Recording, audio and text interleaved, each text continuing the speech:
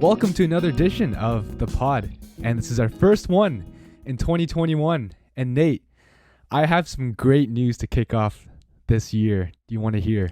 Absolutely. The Office is still in Netflix Canada. Wow, I actually did not even think about this morning. I love The Office. I watched it like 4 times through. I was crushed that they were taking it off. This is honest reaction to the best news that I've heard and probably will hear all year. So, oh yeah, for sure.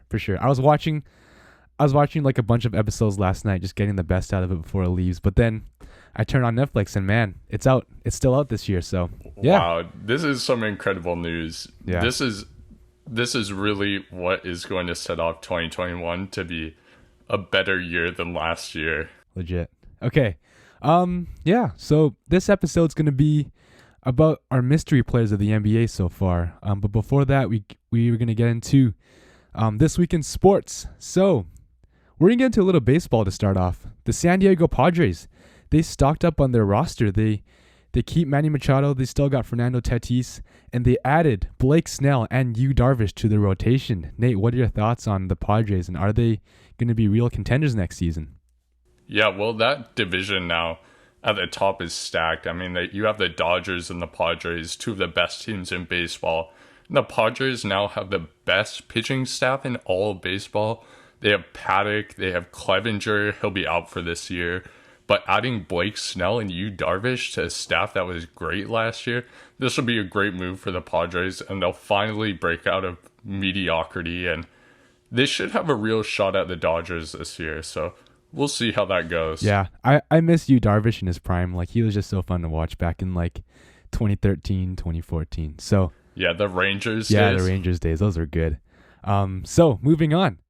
The New York Jets, quote unquote, lose again by beating the Cleveland Browns, and because of that, they've officially lost their first overall pick next year, and they won't be getting Trevor Lawrence as they lose their first pick to the Jacksonville Jaguars. So, the Browns were the victims of this loss to the lowly Jets. Will they put this in the rearview mirror and beat the Steelers next week to make the playoffs, or will they miss out on the postseason this year? Yeah, this is a good question. Baker Mayfield looked great for 3 weeks before. I mean, he beat up on the Titans, and he played well against Baltimore in a loss. But this team, they are a run-based team, and they got away from that last week. They just really struggled against the Jets, but this week we have Mason Rudolph coming up for the Steelers. It'll be a reunion between Myles Garrett and Mason Rudolph after a great face-off last year. And I think that the Browns have enough poise, and their coaching staff is good enough this year that they'll finally be able to pull it off and make the playoffs instead of letting the Browns fans suffer for another year. Okay, one other notable thing that took place this weekend, the Seattle Seahawks go into LA and they beat the Rams 20-9 with a great performance from their defense.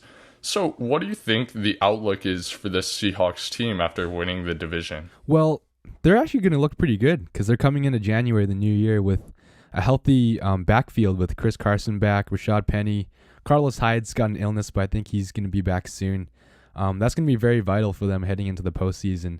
And in terms of their playoff seeding, they have a chance of making that top seed in the NFC where they get a first round bye. But it's going to be hard to tell because you're gonna need a Packers loss and a Saints loss, and the Packers are playing the Bears and the Saints are playing the Panthers. So I think the chances of getting that bye week is going to be pretty slim, but it'll be interesting to watch those 3 teams play because they all got something to play for that week, the last week of the NFL. So yeah, it'll be interesting to see how they do in the playoffs as well. Yeah, it's unfortunate that the Saints are matching up with Carolina this weekend because that Bears team has a lot to play for. They're fighting it out with the Cards for that last seed, and that could be a tough game for the Green Bay Packers that they might just write off. But unfortunately, that still leaves the Saints probably winning that number 1 overall seed. So Seattle's chances are pretty limited at this point, but they look really good heading into the playoffs. Yeah. I'm excited for their healthy backfield. We'll just see how that goes in the postseason. So, moving on, some NBA news now. Spencer Dinwiddie's lost for the season due to a partially torn ACL. Are the Nets' championship chances dashed by the loss of their primary second unit playmaker? I would say no. This team is really stacked, and I mean they have Kyrie running the point most nights, and KD, and still Levert's running with that second unit a lot. And Levert has actually, he shocked me with the amount of playmaking ability he has this year. I mean, he showed flashes in the bubble because he was playing a lot of point guard with Dinwiddie out, and he was basically their primary ball handler throughout the bubble. But I do see this as a big loss for this team. However, with their full squad, I believe that they were far ahead of any other team in the East in their in the team's talent. And so I see this as a big loss, but not devastating. And I don't think their championship chances are dashed. It certainly doesn't help them with defeating West opponents like the Lakers and stuff. But I do believe that with LeVert running that second unit, they can still make the finals. And then from there, you always have a shot in a 7-game series when you have Kyrie Irving and Kevin Durant on your team. So. Yeah, I agree. Like they'll be completely fine. They got good role players in TLC. Even Landry Shamet. Taurean Prince hasn't been shooting the ball well, but I think it all depends on these role players just making their shots. One player that people don't really talk about that's not really in the rotation right now is Tyler Johnson. And I think people have been saying that he's actually a pretty polished player, but it's just that he hasn't gotten any minutes this year. So it'll be interesting to see how Steve Nash will rotate his backup guards and Bruce Brown, Landry Shamet, and Johnson himself. So yeah, I agree with you. Like having Kyrie and KD as two clutch shot makers, they'll carry you far deep into the playoffs. I think they'll still make the finals. Losing Dinwiddie is still a big hit to them, but it's not like he has the burden of carrying the offense anyway. So I think they'll be completely fine. It's more of just a question of, can your role players stick to their roles and can they actually execute in terms of making shots, getting stops, doing what they're supposed to be told. So, but they'll be fine. Yeah, Johnson looked really good in the bubble at times last year. And Dinwiddie, his loss is terrible, but it makes that franchise go away from these ideas of adding James Harden to a team that already works out really well. So it's probably a blessing in disguise, actually, to have them not pursue Harden. Yeah, true. So this season, we've seen the Pacers get off to a hot start, but the Pacers just lost T.J. Warren to injury. How will Warren's injury impact the Pacers later in this season? And how will they ease him back from injury, given the uncertainty of his injury being plantar fasciitis, which is really tough to fully heal from? Yeah, I've been watching a lot of Pacers basketball, and man, their players have just really emerged as young, good stars. I mean, Domantas Sabonis, he already had a triple-double. He's averaging 22 points, 11 rebounds, 7 assists. He's probably like the focal point of their offense. And losing TJ Warren's a big hit because he's just a walking bucket. Like he can go get you a basket when your offense kind of stutters. So losing him is going to be a hard loss. But I think watching them play this season, they have a lot of good wings who are able to fulfill the roles that can fill in for TJ Warren for now. And seeing guys like the Holiday brothers, Doug McDermott's actually really good. He's actually a pretty underrated shooter. And even Miles Turner, he's improved a lot as their stretch five. They've been playing really well. And Malcolm Brogdon, he's their true point guard of their team. Oladipo is probably fully healthy now. I think they're going to make it to the first round or in the playoffs for sure. Just watching them play, they got off to a really hot start. They're 7th in offensive rating. And so... And the work that Nate Bjorken, first-year head coach came from the Raptors, I think he's doing a really great job in terms of managing the rotation. Yeah, they're a really fun team to watch. Like you just see, like Sabonis just gets the ball in the high post, and they just run all these like motion cuts, just like how they use Bam Adebayo. And Sabonis has some really good court vision, so it's really fun to watch how much he's improved even from last season, and he's already really good. So they're a fun team to watch for sure. So it'll be interesting to see how they do this season. Yeah, I really like this team too. I watched them at times last year. Brogdon struggled through injuries, and then of course Oladipo coming back last year. He wasn't the same as he is at the start of this season. this team is a really deep team, a really good team. I mean, yeah, you've got both of the Holiday brothers, as you mentioned. McDermott has been awesome this season. And this team is, they remind me of the Nuggets because Sabonis is such a good playmaker. And Sabonis, I think he was ranked like 50th in the top players in the NBA by ESPN this season. Yeah. And we've talked about those rankings before, but he looked really good, and he was really good last year. But people thought his production would drop off this year with the return of Oladipo. But this team looks really good. They played really well together. Every guy on that team has gotten their points. And this team, I rank them as 7th in the East. And I'm starting to regret that really early on because they look like they could be a threat to those top teams in the East. And they could fight for home court advantage in the first round of the playoffs. And I think Warren's absence does matter in some ways. But like you said, Justin Holiday and Doug McDermott can come off the bench and fill those roles. And this team doesn't lack scoring, so it doesn't hurt them as much as it could hurt other teams in the same position just because of the depth of the Pacers this year. Yeah, going back to what you said about them being comparable to the Nuggets, like if you look at both teams, they don't really need like superstar wings or guards if you have a good center who can do everything, who can score, who can pass, who can defend. And you have that in Indiana. And it's more about just filling those roles of who's going to be your point guard, who's going to be your wing. You don't need like a James Harden. You don't need a Steph Curry on that team. So I think they can really be that this year's Denver Nuggets where they can bring it pretty far into the playoffs through the work of Sabonis and just the role players around that. So it'll be interesting to see. So the Sacramento Kings, they started the season with 2 wins against the Nuggets and a win against the Phoenix Suns. Because of these important wins against really good teams, are the Kings a real threat to make the playoffs this year? They're more of a threat than I initially thought. The West is crazy stacked. I mean, maybe the Warriors aren't as great as we predicted them to be before, but you're still fighting teams like the Pelicans and the Warriors and the Blazers and those kind of squads for your last spot in the playoffs. But the Kings have looked really good so far. I mean, De'Aaron Fox has been a good point guard for the past 3 years, and they have talent around him and Bagley and Holmes and Buddy Hield. Harrison Barnes has played well at times, and this team is starting to come together because they have matured together. Most of them have been there for 3 years plus with each other, and this team is really starting to shine. They're really starting to close out games as De'Aaron Fox becomes a big shot maker late in games. I've watched a lot of this team early this season, and it seems like it's sustainable. I mean, they're not getting crazy production from some random players. Like, all their players are producing at reasonable levels, and I do see this team keeping it up and being competitive for a playoff spot.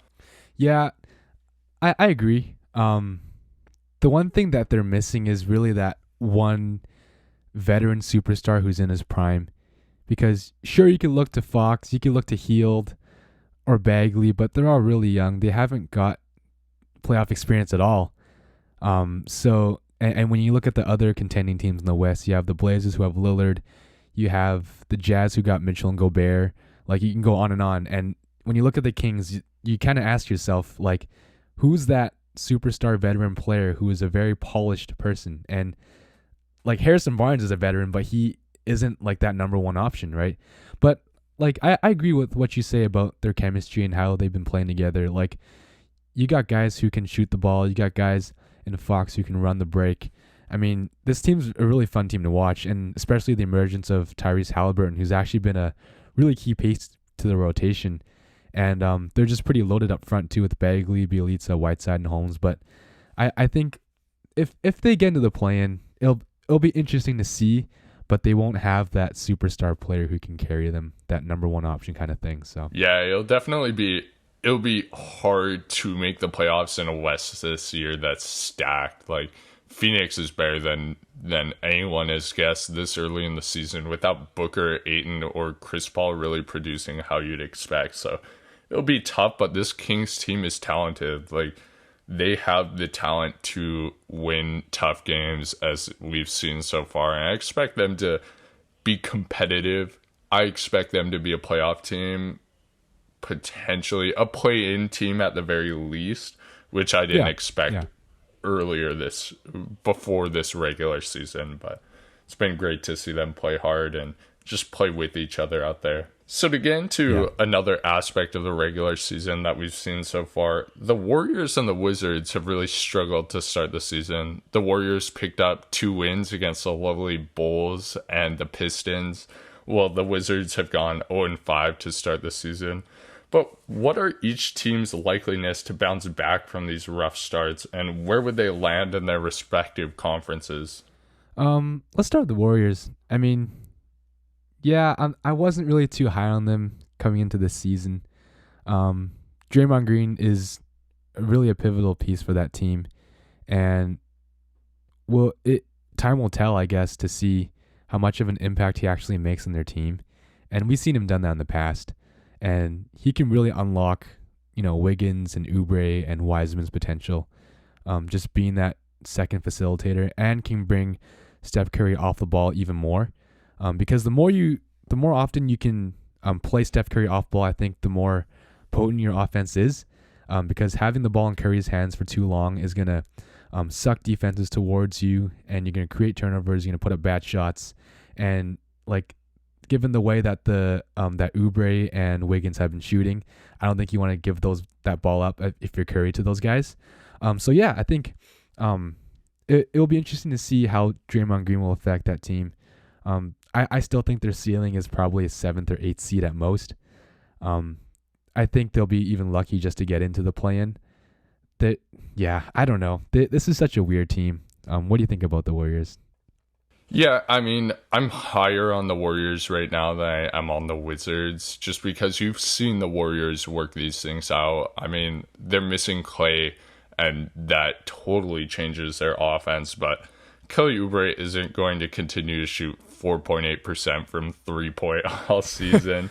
And Wiggins looked better in his last game against the Pistons, and they're starting to come together. They have the talent to be a playoff team, and that's where I look at them and say, okay, if Steve Kerr is this great coach that everyone has made him out to be, and if Steph is a top 5 player in the league, which he could return to that level, that I do see this team as a playoff team still. Although this rough start has made that a bit foggier, because you're looking at this team and you're saying, what are your offensive options? And Wiggins and Oubre to start this season, I was a little bit higher on their potential from 3-point range within this Warriors offense, and I saw them as breakthrough players, both of them, but they haven't been that so far this year. James Wiseman has looked good. I think that the Warriors can bounce back from this slow start. The veteran presence of Draymond Green, as you mentioned before, should add to that. Yeah. But to move on from the Warriors, the Wizards, I am not confident that this team can make the playoffs anymore. I mean, they play together in a weird fashion. I don't know if Westbrook and Beal are starting to have beef at all.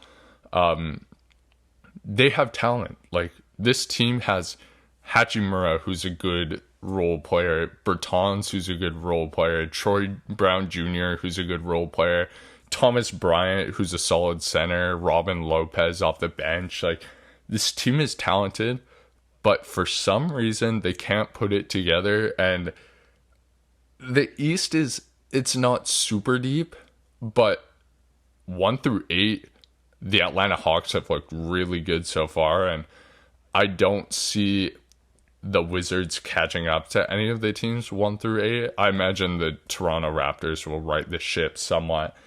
I do see them as a 9 or a 10 seed, but the outlook on this team is a little foggier than I had initially thought, given that Westbrook is always amazing in the regular season and usually translates to a lot of wins. Interesting. I kind of disagree on your take in terms of what their ceiling might be. I think they'll be fine. Like, if you look at their what, 5 games. They never really gotten blown out in any of those games. Like I think they lost by less than 10 in almost all of them. So they've really been in games in the most part. And I've looked up their team stats, and they just have they just have trouble closing games. They're last in defensive rating in the fourth quarter, 29th in net rating, and 27th in defensive rating overall.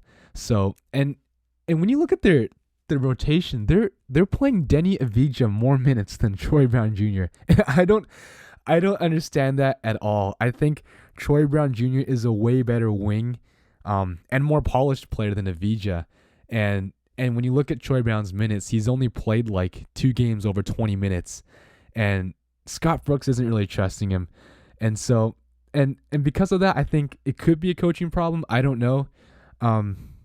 Westbrook, I could tell that he's willing to play for this team. He's willing to work with them. So I don't know if there's really, beef between him and Beal. But I think they'll be fine. They've been in really close games. It's more of just tightening their defense. That's probably the main priority. The offense will come for sure for them. It's more of just developing that chemistry and just kind of reworking your rotation, because Troy Brown Jr. is a way better player than people think. And yeah, like you said, Rui Hachimura is a good player, except for that stupid half-court pass he made in the last 5 seconds of that game. But and that apparently that was a drawn-out play by Scott Brooks, which is clearly horrible, because he had 5 seconds left.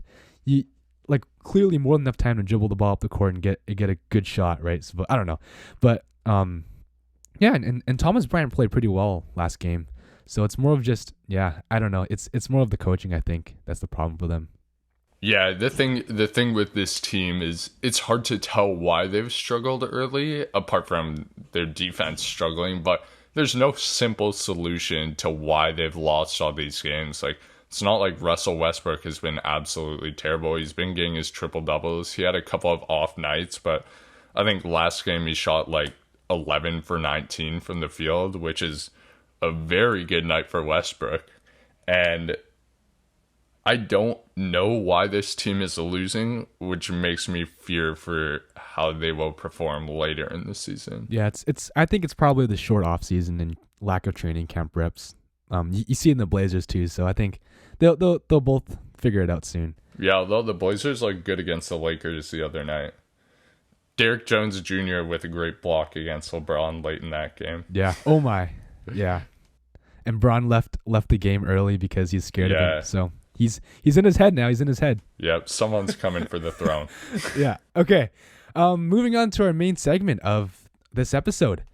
We're going to talk about mystery players. And what I mean by mystery players is that players that the media doesn't really cover as much, but they have caught our interest. We're not sure what their fate will be this season. That's why we call them mystery players. But I think we'll talk about these guys right now and explain why it's good for them to keep an eye out for these players in terms of their individual success and their team success. So Nate, who are your players that you deem mystery players for this season so far? Yeah, well, because of fantasy basketball, I've been watching some really terrible matchups like Cavs Pistons, although the Cavs have been good to start the season. But someone who caught my eye in that Cavs Pistons game was former number 4 overall pick Josh Jackson. He seems to have really hit rock bottom in the NBA after being traded away from the Suns, and he seemed to be a pivotal part of that team moving forward. Like, they had Ayton, they had Devin Booker running the point guard / shooting guard, and they needed a wing, and Josh Jackson had the physical tools, he had the offensive production in college, and he had all the skills necessary to be a great player for this Phoenix team. And for some reason, he bummed out. He spent some time in the G League, and he always was a great defensive player. But this season, I've watched interviews with him. I've heard him talk about how he has hit rock bottom, and he finally understands what it means to be a contributing NBA player. He has all the talent. He's young. He's only 23 years old. And the reason why why I think he'll be able to produce all season is because the expectations are finally gone for him. Like, he was dropped out of Phoenix. He was called a bust. he was forgotten about. I didn't even know he was on Detroit until I was watching one of their games this season. Yeah. And because of that, like, he came from a stacked draft class. I mean, De'Aaron Fox chosen 5th. It was a Markelle Fultz, Lonzo Ball, Jason Tatum 1. All those guys got their long contract extensions this offseason. And it's been a long road for Josh Jackson, but his slashing ability, his defensive ability, his intellect for the game, which wasn't always present before, really shines for the Pistons right now, and he'll have nothing but opportunity there. Yeah, I think the Pistons is the perfect place for him. Like, they're not going to contend this year. They're going to experiment with the players under Dwayne Casey, who's a great coach, and there really isn't too much, pressure on him to really be that that first round pick. But I liked him as a player when he was in the Phoenix Suns, but now when you look at the Suns, they literally have like a carbon copy of him in Cameron Johnson and Mikal Bridges, and it's just unfortunate for him that he just didn't live up to that kind of production. But yeah, I'm excited to watch Josh Jackson if I watch the Pistons even. And interesting to note that it shows that they care about Jackson because they kept him on their team instead of LiAngelo Ball. So yeah, some things about Jackson too, like, I've never seen a player in NBA history show up to a team at 23 years old and just like out of the blue. I mean, Orlando took a shot on Markelle Fultz, but Markelle Fultz wasn't unproductive when he was in Philly. I mean, he wasn't healthy and his shot was a little bit broken, but he was the youngest to ever record a triple-double at the time, and he showed signs of being a productive player. But the chances of Detroit randomly picking up a guy who's 23 years old, who seems to have all the tools of a 3-and-D wing with great slashing ability, like, this was a great pickup by Detroit. I don't know how they lucked into this. They have, I mean, apart from Killian Hayes, who I think is going to be all right. He's had a rough start to his NBA career. But this Pistons team had no prospects. They really had no assets, unless you want to count 32-year-old Mason Plumlee as a big asset.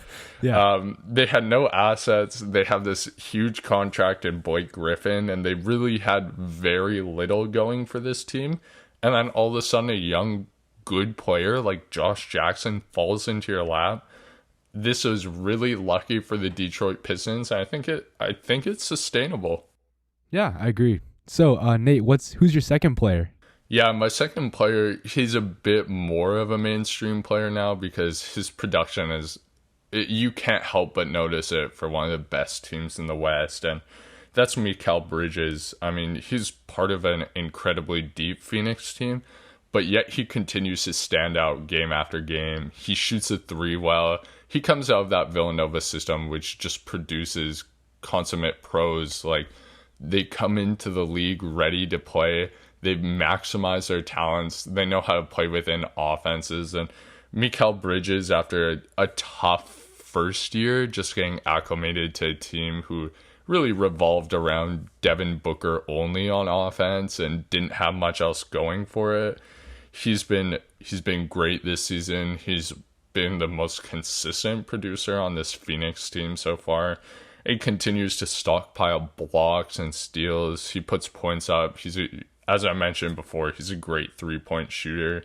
And despite all the changes that occurred to the Suns in the offseason, even adding other wing replacements like Jay Crowder, this team has continued to grow, and Mikal Bridges has really been a key part in that. Although a lot of people will say Ayton, who is struggling this season and is hurting my fantasy team so far, but Ayton and Booker and the additions of Chris Paul are what's going to really bring this Phoenix team to be one of the powerhouses in the West. But it's guys like Mikal Bridges especially, and Cameron Johnson, and guys who come off the bench, including like Cameron Payne, who showed up out of nowhere after being terrible for so many years and is suddenly good in Phoenix, and Jay Crowder, who's a great role player. But I've really looked at Mikal Bridges this year as being a perfect fit. Like, like what people imagined Otto Porter Jr. could be in an ideal world back when he was playing for Yeah. Washington. Yeah. Yeah. I mean, Bridges actually has pretty good numbers so far, and he's been like first and second in the team in scoring like most games.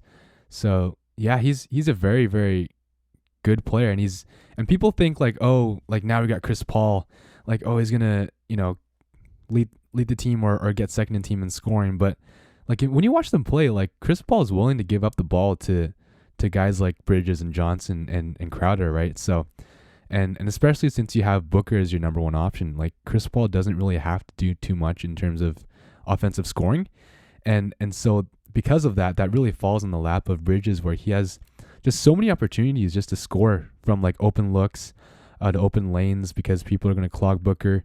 He's going to be open a lot of the times. So he's going to be a very pivotal piece for the Suns in terms of just his usage rate too, and how many minutes he's going to get. So yeah, he's going to be a very interesting piece for that team. Yeah, if you got a chance to watch the Suns last game, or not their last game, when they played the Pelicans earlier this week, they were smacking the Pelicans. And at the half, I believe that Chris Paul had 4 points and Devin Booker had 3. This team, they share the ball well. They play through an offensive system that Monty Williams has designed for them. And that means a lot of production for Mikal Bridges and a lot of shot attempts. And he continues to show why he is a pivotal piece to their rebuild, why Kelly Oubre was expendable from that team, and why they will continue to surprise people in the Western Conference all year through great defense, which you hardly see nowadays in the NBA because so many of these games are 130 to 140 now. And great leadership from Chris Paul, which he last year had really grown into being a leader for young guys, with handing off the point guard role to guys like SGA and guys like Dennis Schroeder throughout the season, and just allowing them to go to work. And he continues to show why Phoenix traded for him, even though he's not putting up the great numbers. He's really impacted how the team plays and how they battle every night and how they go out and play defense. Yeah, I agree. So moving on to my players. So I'm going to start with a guy who's been pretty solid for the Boston Celtics, and he's actually a rookie picked in the first round, and it's Peyton Pritchard. He played at Oregon, and I watched him like a little bit when he was in Oregon. He's probably solidified as Boston's backup point guard. He's averaged 22 minutes per game, 8 points, 2 rebounds, 2 assists, 1.5 steals. He's shooting 56% from 3, 61 from the field. And those aren't really like, eye-dropping numbers, but I've watched him play in Boston so far, and he's got like he's a very polished player. He's actually the same age as Tatum, which is pretty interesting. He spent 4 years in college, and it just shows how much he's a polished player just because he was in college for 4 years. And you don't really see players like him often now in the NBA, where especially there's this one and done method that's so popular right now in one's road to NBA stardom. And so yeah, like he can handle the ball with confidence. He knows his role. He has the IQ to find Brown and Tatum to score, and he makes the right reads to really take the ball to the basket himself at the right times. And Pritchard's not going to be a superstar. He's only 6'1", right? But I think he'll be a really solid rotational player. And he kind of reminds me of TJ McConnell, right? He may very well be the missing piece for Boston if they have any chance of making a deep run in the playoffs, given Kemba's injury. And given that Teague is getting old and he's not really like a scorer, he's more of just a facilitator. And so Pritchard adds a lot of like extra youth to that team. And you can just tell Stevens has just a lot of trust in the guy whenever he puts him in the game. Like he's one of those guys where it's like, as a coach, like you can just breathe a sigh of relief. You put him in the game, tell him to run the offense, tell him to go score, tell him to play defense. Like Pritchard's going to be a really interesting player in the months to come as they try to get to the playoffs. So yeah, actually, I was researching the 2016-17 Oregon Ducks team who went to the Final Four just before this week. And, I mean, that team had Dylan Brooks, it had Jordan Bell, Chris Boucher, Tyler Dorsey. They were awesome. And Peyton Pritchard was a freshman on that team. And he played big minutes with those guys, and he really helped facilitate that offense with a lot of guys who were superstars in college. And he has looked really good this season, really operating in that same role that he was used to as a freshman, where he's not the lead scoring guard. He can come in, he can play with that second unit, and he can control the pace of the game. But he can also go out there and play with Jason Tatum and Jaylen Brown and be a facilitator. And he provides the intangibles when you don't need him to score, and he can provide the control of the game and the scoring when necessary for him. Yeah, he's looked great so far. I mean, his minutes should only increase as the season goes on. He's been really reliable. He takes good shots. He reminds me a lot of Monte Morris, a guy who is continually underrated and a great reason for Denver's success last year. I mean, he reminds me of Monte Morris in the sense that you put Monte Morris in the game and you don't create a huge deficit for your team. Like, he supplies all the necessary needs for a point guard, and he continually produces. He doesn't have off nights necessarily. He contributes in all aspects of the game. And without Kemba right now, I mean, they have Marcus Smart running the point guard some, and he is the opposite of reliable, because some nights he'll give you 25 points on 7 of 12 shooting, and other nights he'll give you 9 points on 3 of 14 shooting. And Pritchard offers a different look, a calmer look for this Boston Celtics team, and you could at times see him starting for this team at point guard, I think, at some points during the season when they're either missing guys or they're giving rest to some of their players as Kemba continues to work back from injury. And yeah, he is a really important piece to what should be a great Boston team again this year. Yeah, and Brad Stevens is kind of struggling with his starting lineup. Like, he started Tristan Thompson and Daniel Tice on the same lineup to start, and I think he went away from that and started Teague. But yeah, it's very interesting to see how Stevens is going to play with his rotation, especially in the beginning to mid-season. And Pritchard's actually played in the fourth quarter in a lot of games so far. He had a good game against the Pacers where he carried the offense for a little bit in the fourth quarter before Jaylen Brown got back in the game or something. And man, he looks really good. So anyways, next player that I have who's a mystery player, he's probably fitting in the same role as Pritchard right now in the Western Conference, and that's Jordan Clarkson of the Utah Jazz. And it's a given that he's their sixth man. Averaged 18 points, 5 rebounds, and 1 assist so far. He was their sixth man last year. He averaged 17 points in the playoffs last year. He's a really key piece for the Jazz since, Mitchell's still going to have a little bit of his struggles during the regular season. And there's always that question, like, what if he doesn't show up in the playoffs this year? I don't think he won't not show up, but it'll be interesting to see, to watch Clarkson play, because he is one of those dark horse candidates for sixth man of the year. And he's actually one of those guys where you look back and you're like, he's been in the league for 7 years already. Like, I thought like he was on the Lakers 3 years ago, but it's been 7 years, and he's revitalized his career in Utah. He's hitting his prime. He's 28. He was probably seen as a lost cause and just a trade piece when he was back in the Lakers, even the Cavs. But I'm really happy for Clarkson. He's just a really aggressive, just like a go-getter type of guy who gets his own shot. And just because Gobert got his contract extension and Mitchell and him are going to play for a few years now, there's a lot of pressure on the Jazz to really get deep into the playoffs this year and next year as Gobert and Mitchell's contracts, move forward.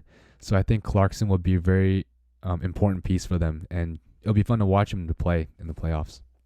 Yeah, as a long-term Utah fan for the past 6 years or 7 years, I've watched a lot of their games, and I know what you're saying about Jordan Clarkson being a valuable piece, but he drives me crazy watching those games. Like, there is something to be said. There are a few players in the league who, when they're on the court, think that they are the best player in the league. That is Lou Williams, that is Jordan Clarkson, Jamal Crawford before. Norman Powell also kind of has that same way about him. And Jordan Clarkson provides a great spark for Utah. Last year, he was great for them when the offense sputtered, and Mitchell continues to have weird regular seasons where you're like, okay, this guy gave me 35 plus in the playoffs and hit 60% of his threes, so why is he coming out here and hitting 20% to start the season?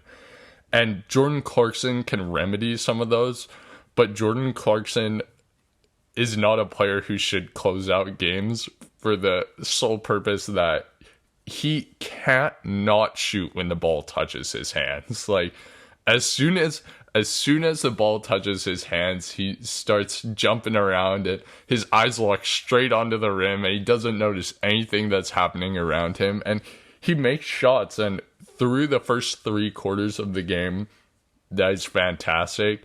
He is kind of an opposite choice of your Peyton Pritchard before, where Peyton Pritchard is a guy you put in. He might not be great in the first 3 quarters, but when the game's on the line, you put him in because he'll make the right choices. Jordan Clarkson is like, you put him in for the first 3 quarters because he makes the wrong choices, but the ball goes in the net.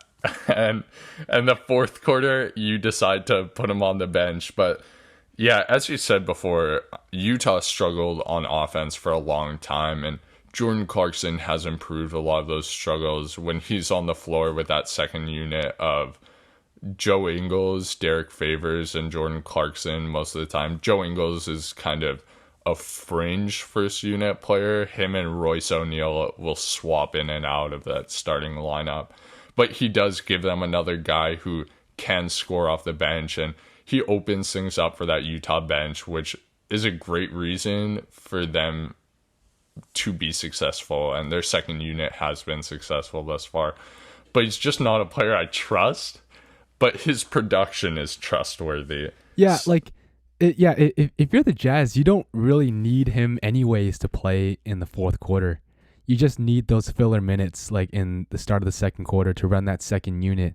And because you have guys like Mitchell who can make clutch shots, you have Bojan who's back now, and yeah, you don't really need him in the 4th quarter, but he's still very vital to their team in terms of just that go-to guy like a TJ Warren who can get his own bucket at anytime he wants. So yeah, I agree with you in terms of like him not needing to play in the 4th quarter. He's going to mess everything up for them. And I think Quinn Snyder knows that already.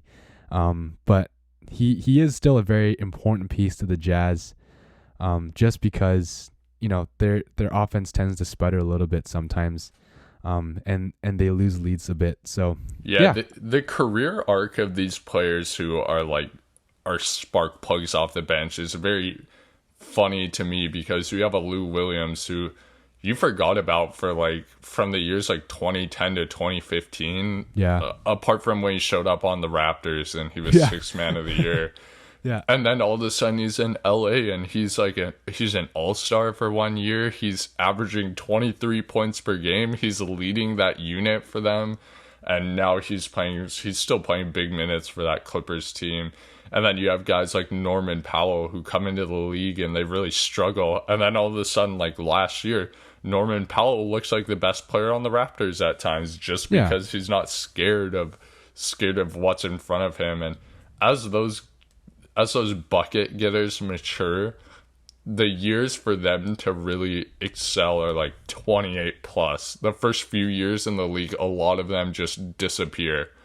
But it's interesting to see how Jordan Clarkson's career has really mirrored that of a Lou Williams so far, of a Jamal Crawford. Yeah, I agree. I mean, there's really not much there's really not much ceiling in terms of his career.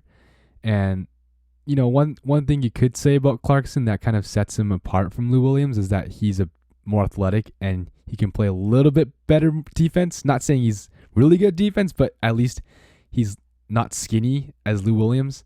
So I think So which puts you in the position as the Jazz that you can leave him on for just a little bit longer compared to Lou Williams, where sure you can put him in for like 5 minutes, but then like the other teams can just exploit him on offense. So yeah, I don't know, but I just wanted to talk about the Jazz anyway, just because they've been a team who's been really good the past few years, but they've never really made it really far in the season or in the playoffs. So yeah, and just throwing in Jordan Clarkson there just to see how good of a player he actually is for that team this year. Yeah, that team will continue to really intrigue me because like I said, I've been a fan of them for a long time, and I am worried that they committed so much money to Gobert. He's a valuable piece, but I am not sure if this Utah Jazz team has enough to win a championship. Although last year, if you add Bojan to that playoff run, they probably beat Denver in the first round, which it should have anyways. And who knows from there. But this year should tell a lot about this Jazz team as long as they're healthy going into the playoffs. Yeah, they're actually 2-2 so far. So yeah, I don't know. So yeah, that does it for this edition of the pod. We thank you guys for listening in, and we appreciate just the support that you had for this podcast. Anything to say, Nate? Yeah, I've just been really pleased with how it's gone so far, and it's been wonderful to have some people consistently listen to this, and we really appreciate that.